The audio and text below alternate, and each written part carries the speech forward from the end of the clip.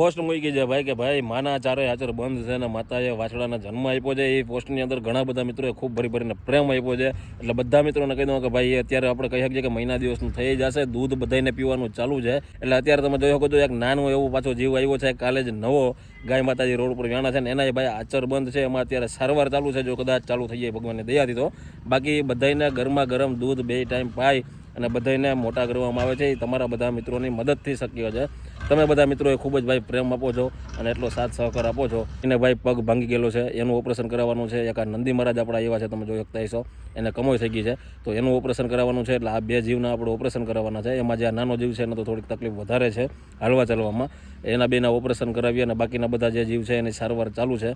એટલે બહુ જલ્દી જ આપણે એના પણ ઓપરેશન કરાવી લઈશું. આશ્રમમાં રહેતા આપણા પ્રભુજીઓ માટે અને આ અબોલ જીવ જેનો રોડ ઉપર એક્સિડન્ટ થાય છે અને જેને આપણે આપણાથી બનતી અહીંયા સારવાર આપીએ છીએ, તો આ બધા માટે મારા સાથ અને સહયોગને સપોર્ટથી ચાલે છે. સંસ્થાનો આપણો એક દિવસનો ખર્ચો છે 3000 થી 3100 રૂપિયા.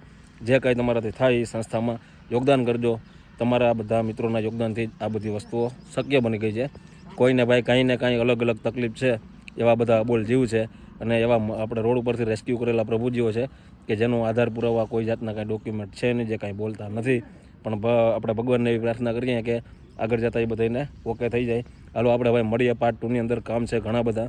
એક બાજુથી આપણે અહીંયાથી બધું નેણ હુકવવાનું અને ડૂચાને એને બધું ભેગું કરવાનો કાર્યક્રમ ચાલુ છે.